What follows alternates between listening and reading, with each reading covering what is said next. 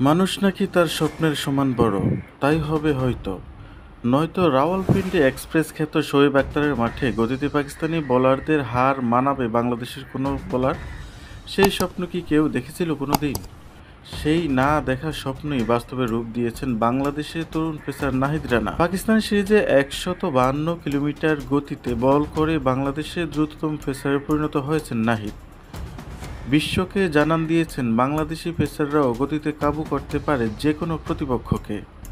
গতির ঝড় তুলে টেক্কা দিতে পারে যে কোনো দেশের বোলারদেরই।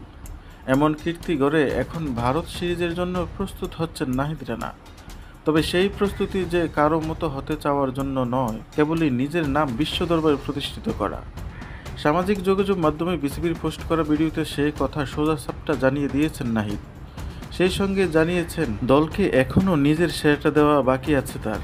নাহিদ বলেন, আমি যেটা আশা করেছিলাম, টিম যেটা প্রত্যাশা করেছিল ওই জিনিসটা করতে পেরেছি। দেশ ছাড়ার আগে আমি বলেছিলাম দেশের জন্য কিছু করতে চাই, করতে পেরেছি, এজন্য অনেক ভালো লাগছে। জোরে বল করা নিয়ে নাহিদ বলেন, এটা কখনো ফিল করি না যে ১৫২ কিলোমিটারতে বল করতে হবে কিংবা এর চেয়েও জোরে করতে হবে। একটা জিনিসই মাথায় নিয়ে বোলিং করেছি। দল আমাকে যে পরিকল্পনা দিয়েছে ওই পরিকল্পনাই করেছি, বা আমার নিজের যে পরিকল্পনা করেছি সেটাই অনুসরণ করেছি। পাকিস্তান থেকে দেশে ফেরার পর নিজের বাড়িতে গিয়েছিলেন নাহিদ। যা নিয়ে নাহিদ বলেন, সবাই অনেক হ্যাপি। আমার বন্ধুবান্ধব, পরিবার, গ্রামের সবাই, প্রত্যেকে খুশি। তারা সবাই বলেছে এখন ভালো হয়েছে, সামনে আরও ভালো করতে হবে, এগিয়ে যাও।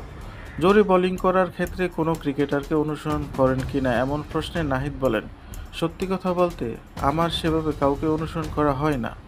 বাংলাদেশের সব পেস বোলারদের ভালো লাগে, কারণ তাদের সবার খেলা দেখেই বড় হয়েছি। সেরকম কেউ একজন নয়, বাংলাদেশের সবার খেলাই ভালো লাগে, ওনাদের খেলা দেখে বড় হয়েছি, সবার বোলিংই ভালো লাগে। পাকিস্তানের সফল মিশন শেষে বাংলাদেশের পরবর্তী গন্তব্য ভারত। আগামী ১৯শে সেপ্টেম্বর ভারত সিরিজ সামনে রেখে প্রস্তুতি নিচ্ছেন নাহিদ।